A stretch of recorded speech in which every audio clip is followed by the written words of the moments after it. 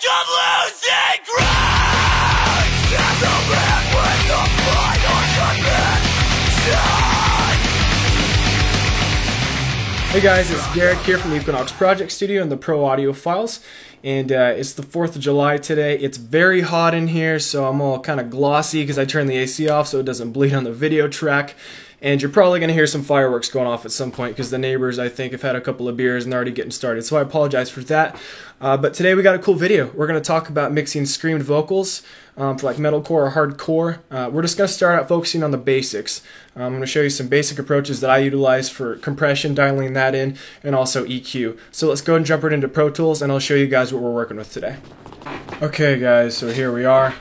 First thing to note is there were two screaming vocalists for this. See, Brandon was the top one and he's the lead vocalist. We're going to focus on him and just work with his tracks today, so I'll play his verse with all the processing on there. So here's kind of what I ended up with there.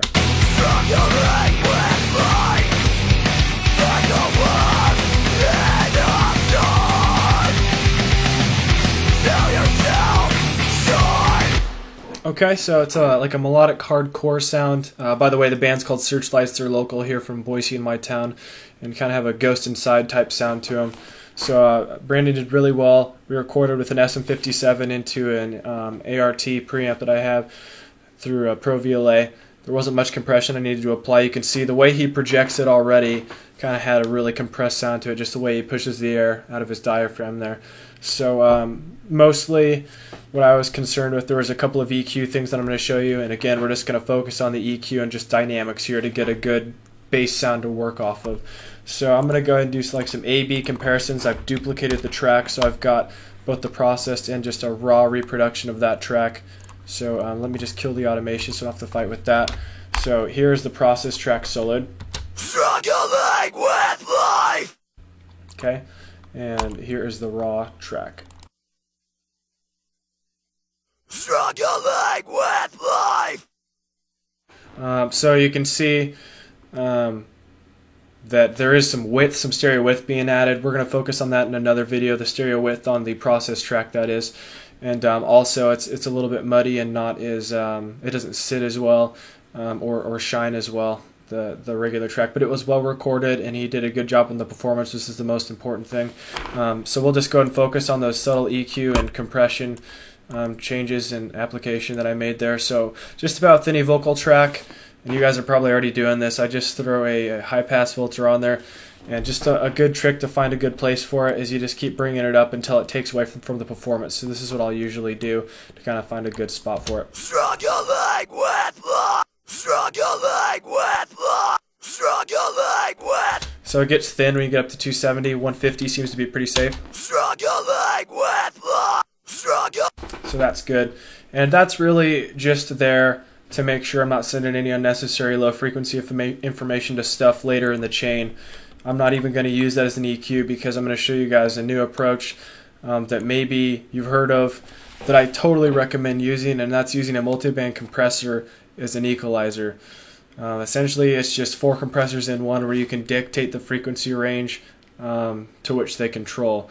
So it's more intuitive than an EQ in that it only works when you need it to. If you have a certain frequency that's jumping up at certain sections in the song, like if a vocal's overly boxy in the bridge or whatever, you can dial this in to control that in that one section, whereas an EQ is going to pull that frequency out by the set amount for the entire song. So this is just more intuitive and it's dynamic and it's more powerful. In my opinion, it's probably the most powerful tool you can have as a mix engineer. So I'll show you guys how I generally dial it in.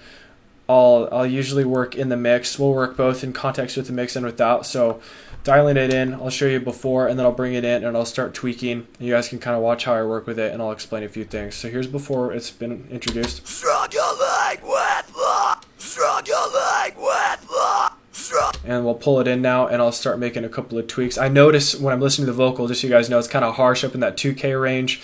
And you can kind of almost hear like his lips and stuff like that. And some of that is just kind of unnecessary and not really appealing to me. And then there's kind of some boxiness in the mid-range. I hear a little bit here and there. So let's dial this in to kind of remedy some of those issues. So when I solo that upper band there, We'll kind of keep that between 3 and 8 or 9. Watch when he says struggling. On the S, it pulls it way down because it's more or less acting as a de-esser. That's what a de-esser is. It's just a compressor that controls the sibilance in the higher frequencies. So let's go ahead and listen to the top end on there.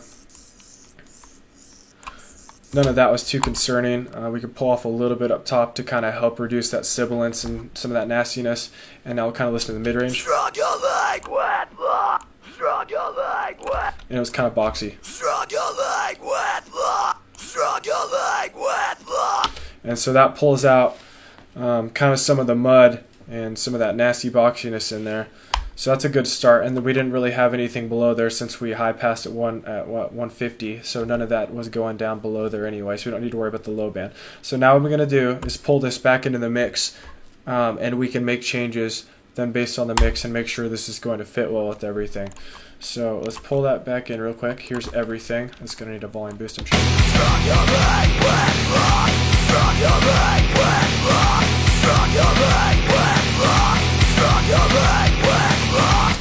Okay, so I almost think we pulled out too much of that mid-range. What we can do here, since we've pulled out, it looks like it's reducing 3 to 5 dB. We can add, another 3 to 5 here. So let's just start adding 2.5 to see that.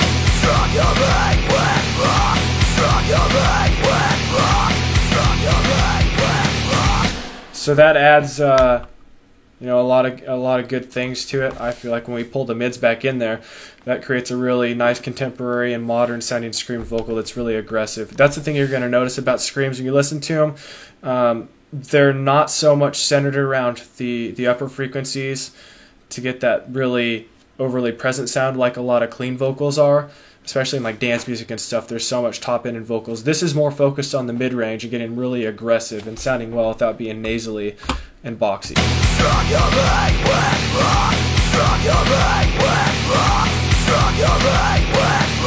So that's sounding pretty good for starters there.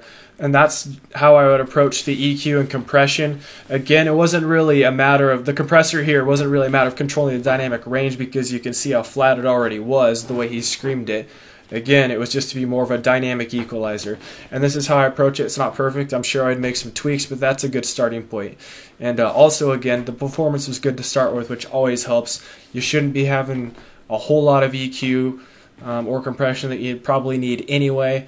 But that's just how you approach it. And now we're set to add harmonics, to add doublers, or to make it wider, to add overdubs or anything like that. We're ready to add in kind of some of the sweet stuff to make it really cool. But I just wanted to go ahead and show you guys the basics first here before we move on to that, which we'll talk about in another video. So I hope you guys enjoyed it, and I hope that helps you make a better scream track and mix it better in your metal or hardcore, whatever genre you're working with. Again, this is Derek with Equinox Project Studio and the Pro Audio Files. Please stop by my website at www.equinox-ps.com. I've got tons of content on there, and also be sure to check out the Pro Audio Files as well. As always, thanks for watching, guys. Hope you have a safe 4th of July. We'll talk to you later. I feel like I'm losing ground.